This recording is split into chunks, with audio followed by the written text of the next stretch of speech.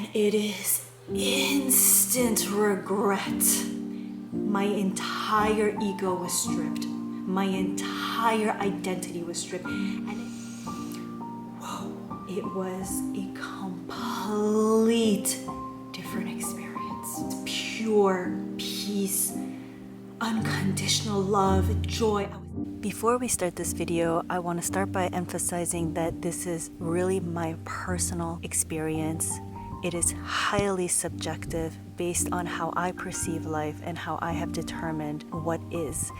It is neither good nor bad, right or wrong. And if you are considering taking 5-MeO-DMT, please do your research and use your own discernment. I am not recommending or disrecommending. I am simply sharing my personal experience. So as this is really for documentary purposes, the one thing I did not explain is what 5-MeO-DMT is. I know, like WTF, but I don't feel like I'm the person to explain that, and I'm going to link some knowledgeable resources below for you to explore. Hello, beautiful souls, gorgeous humans.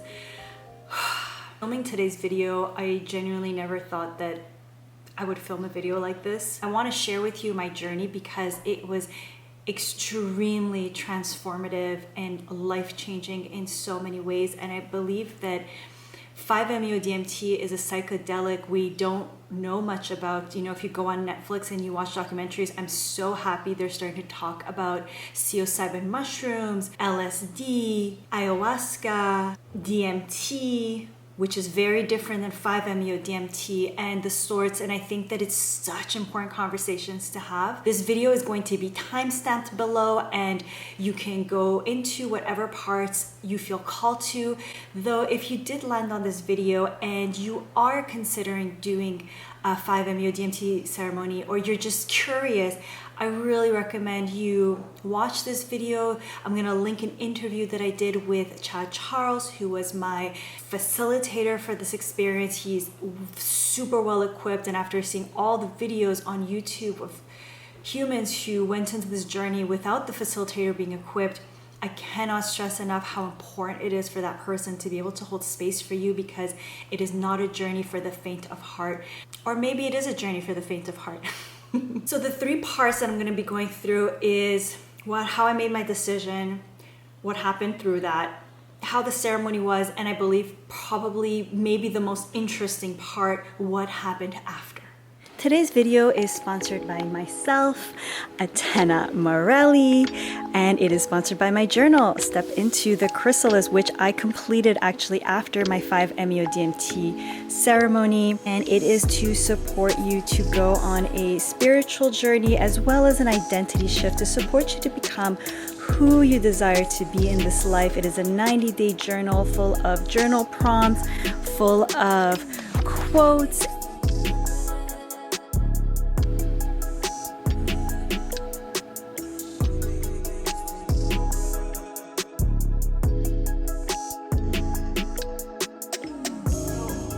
I had, until that point, never really done a psychedelic. I had done MDMA, which is a form of psychedelic, but not in a ceremonial ritual.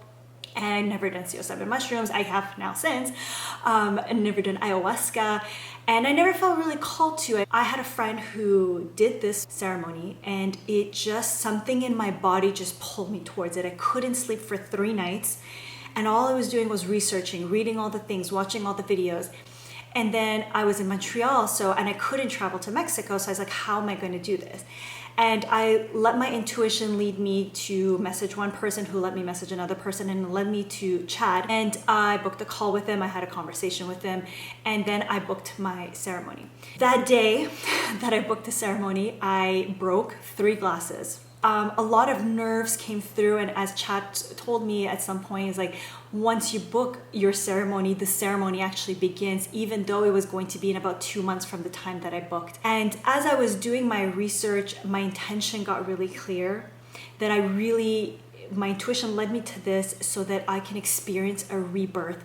And it was so cryptic that the only time he had available was on my birthday. And as I saw the videos, what I've learned from 5-MeO-DMT, and I really recommend you do your own research, is that it's a natural substance that's found in many plants. It's found in our lungs, it's found in different parts. And so when you are born, 5-MeO-DMT is released into the body, and when you die, they say they see the light, and apparently that is 5-MeO-DMT. So it does feel like you're dying as you're taking the substance, or you're ingesting the medicine. I'll get into that during the ceremony. And when you come back, then I assumed maybe this can be my rebirth. As I was talking about this and it got closer to the day, of course, my husband got a little bit nervous, and I think it's understandable. I had done now significant due diligence on my end, and he said, can you explain to me why you feel you need to do this? And my response to him came so intuitive and nonsensical, but made perfect sense emotionally. Like I said, I feel like I have now lifted the veil for many years in the sea of possibility, the ocean of possibilities. I have done the hypnotherapy. If you don't know, I'm a hypnotherapist right now. I've done the Reiki. I'm a Reiki practitioner. I do the breath work. I'm pretty much almost certified in breath work. I have done a lot of immersion work. I had a very powerful spiritual awakening the year before while we were honeymooning. As I tuned out of the world for 4 months, I went into nature. I remembered that I'm worthy simply for being. And that was such a powerful shift. And yet I still felt like there was something like I want to immerse myself in this ocean, but I feel trapped, like stuck, as if there's a plastic barrier. I got so emotional explaining this to him. I started crying, and even though he didn't understand, and I don't think I fully understood either, we both felt that emotion and that moment and that truth. And in that moment, he said, okay, I trust you. And I said, great, because I'm still learning to trust me. And then 2 days after, I saw this email from Chad, my facilitator. And in that, he shared this poem, and I'm going to read this poem for you. It is said that before entering the sea, a river trembles with fear. She looks back at the path she has traveled from the peaks of the mountains, the long wind road crossing the forest and villages, and in front of her she sees an ocean so vast that to enter there seems nothing than to disappear forever.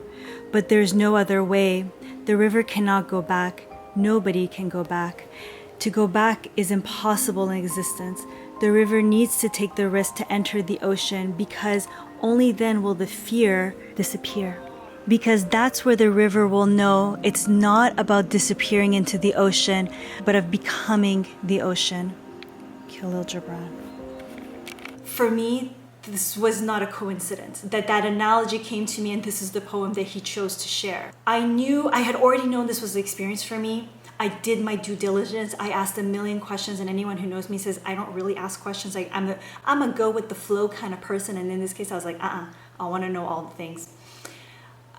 In that moment, I had a how do you know without knowing moment. So the day comes for the session, and I can't put a pulse on how I feel.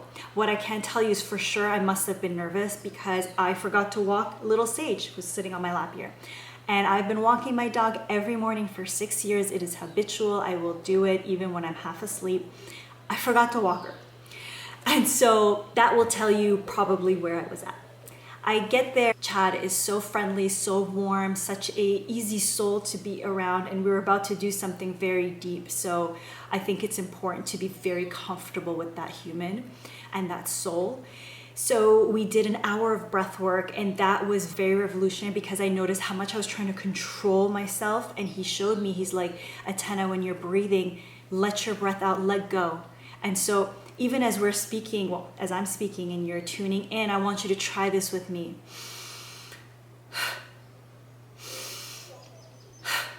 Breathe with me once. And it's like breathing in and letting the breath out without trying to control it, because a lot of breath work is, we do that to calm ourselves on a physiological level. But he said in this moment, learning to let go of control is going to be important at this point of the journey for sure. So then we get to the moment where I'm about to ingest the plant medicine.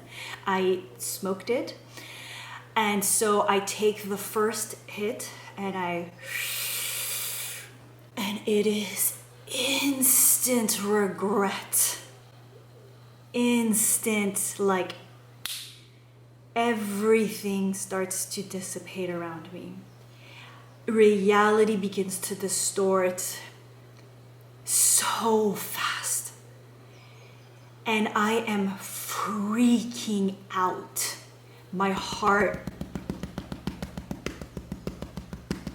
And I am literally gripping on for dear life at this point. I saw Sage, I saw my husband. I felt so guilty. Like, what did I just do? I felt like I was about to die. I felt like I was dying. Why did I do this? If I could rip the hair off my head to make it stop.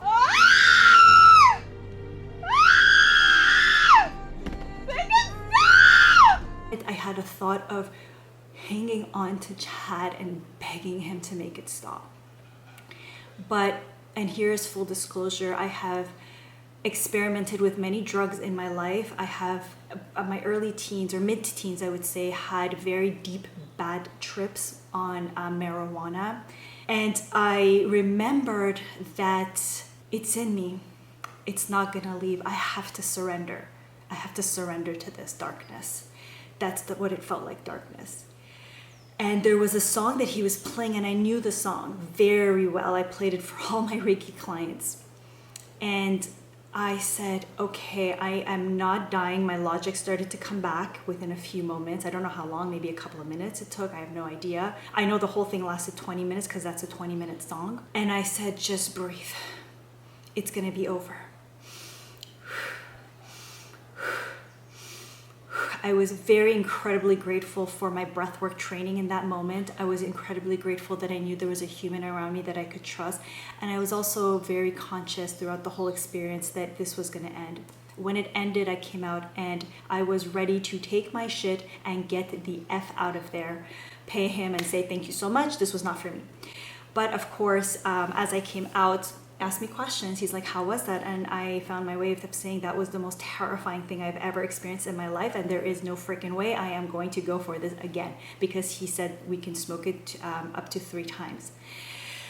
And as he was asking me questions, I told him what I was thinking, what my thoughts were saying. My thoughts were split. One part of my thoughts said, if you don't do this, you're never going to do it again. That my ego, I became conscious of my ego, said, oh, you're never going to do this again. Look at you can't even do this. And then my other part said, we're about to die.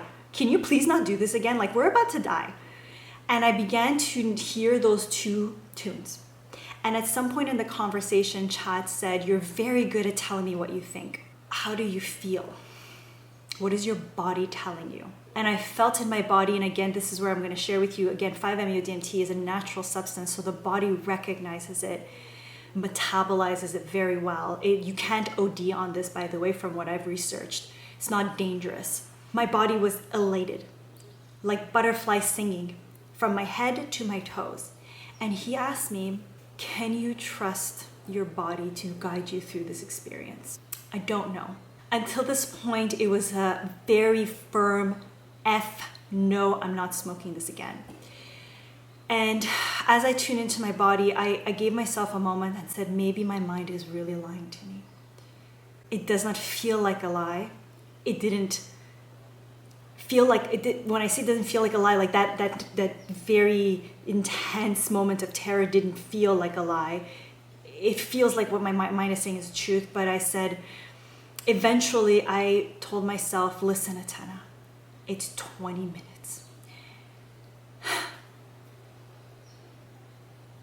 And I don't know why I'm getting emotional, because I know when I tell you what's changed after, I want to really tell you about this moment, but it was such fear in my mind, even though I knew there was no danger. And my body, everything said, go for it again in my body. I knew something had led me to this experience. I had done all my research. And at that point, I knew it would simply be a fear, a cognitive fear. And so I couldn't believe my own thoughts. I couldn't believe that I was about to do it again. And this time I said, just let go. So again, I smoked it. Let go.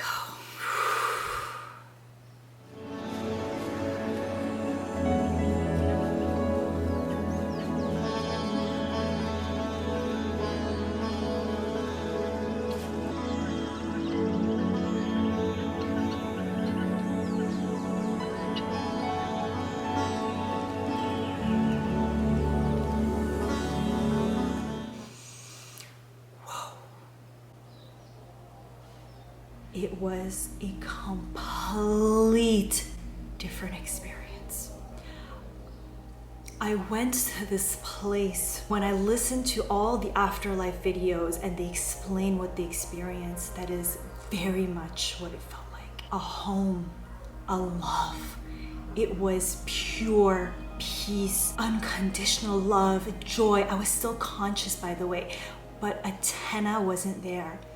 My entire ego was stripped. My entire identity was stripped. And anytime my identity tried to come back, I could feel that that was the ignition for the fear and the terror. And so breathe. I let it go. I let myself experience this joy. My angels were with me. My guides were with me. I knew Chad was there. He was singing at some point. And I started laughing. And I laughed because it was such a beautiful place to be. And I knew in my heart that that is where you go when you die. That is where we go. That is part of where we go. And we come on this earth, it was like this realization to manifest in physical form, to experience this joy, this love in our 3D physical reality. And yet we're so trapped in our thoughts, in our fears. We, like that first moment where I didn't want to let go, we're so scared. And it's funny. It's like the cosmic joke. And I started to laugh. And anyways, I eventually, after the 20-30 minutes of being in the state, I wanted to come back. As beautiful it was, I wanted to come back. I wanted to come back in this human body. And it was like I started crying, and it was such a slow, like it very much felt like a rebirth. And I had the view of the city and the mountains. And one of my first thoughts was, I wish my mom could see this. I was born in the middle of a war. It was probably the complete opposite scenario of this rebirth. And I knew that that was part of what I wanted to manifest in this journey, in this experience. And I sat there with elated and we spoke for a while, and I went home. I painted something that very much felt like what I saw. As I'm not a skilled painter.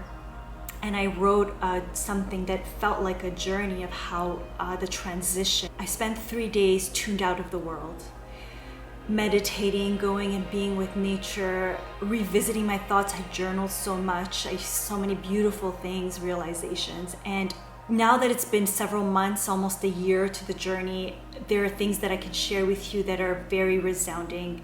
I think the first thing is that I believe I had such a powerful experience because of my spiritual journey before, because of the spiritual awakening before. And I knew all these things, but it's like this experience extracted massive wisdom. I knew there was a life after death, physical death. I knew this already, especially after my grandmother passed away. I got so into this. But now I felt like I experienced it in as much as possible without dying. And for my whole life, I have had functional depression. I had it, where when things are hard or challenging and I feel like I'm at a block, I just many times wanted to end my life. I considered going on antidepressants, but having seen it not work around me, I opted not to. I tried anti-anxiety medication. It's so addictive that I was like, no.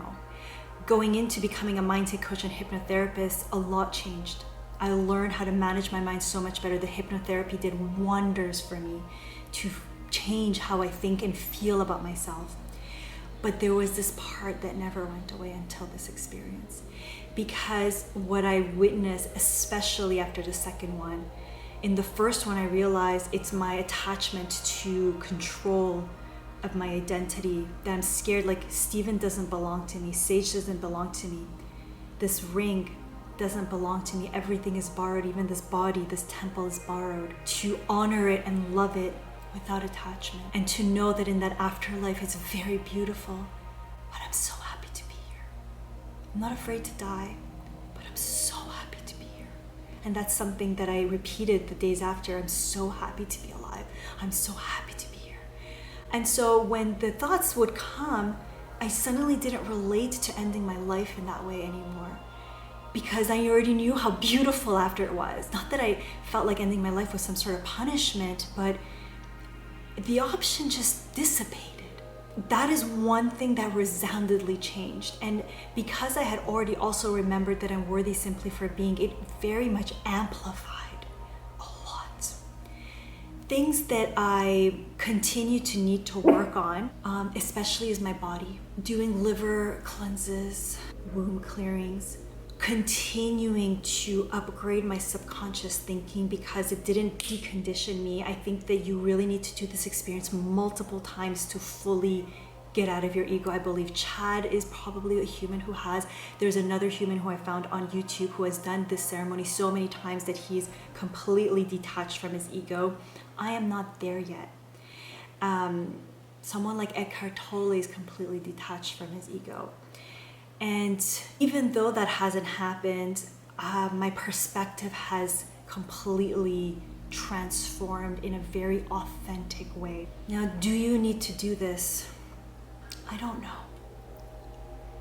What I do believe is that in this life, we are hustling and chasing and wanting to feel good. We have these cities, we have this technology that is so beautiful, and it's meant to make our lives so simple and better, but we've also disconnected from our truths. And my simple short time for just a couple of weeks in nature made me have these realizations that we are not taught in school, to reconnect with my body, remember the truth of my soul, of my being energy.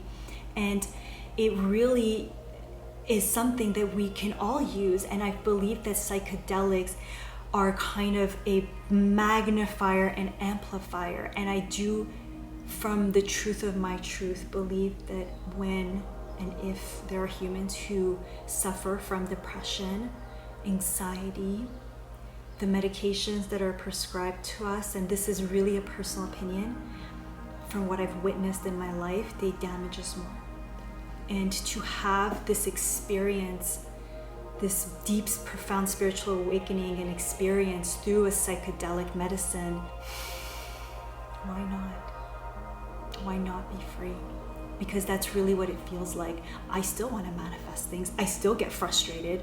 I still want so many things. I still have moments. I had a meltdown this weekend, but I bounce out of them a lot quicker. And having witnessed my fear and understood that, how real it feels, but it's still not real. And having had that experience has made me completely relate to my human, with a lot more compassion, acceptance, and patience, and a lot less attachment to what I think is. I hope this video served you. If you have questions and there are things you want me to dive into deeper, please reach out. And I'm sending you so much love. Check out the video. Whoa! Check out the interview I did with Chad below. And until the next video, beautiful soul, I am sending you so much love.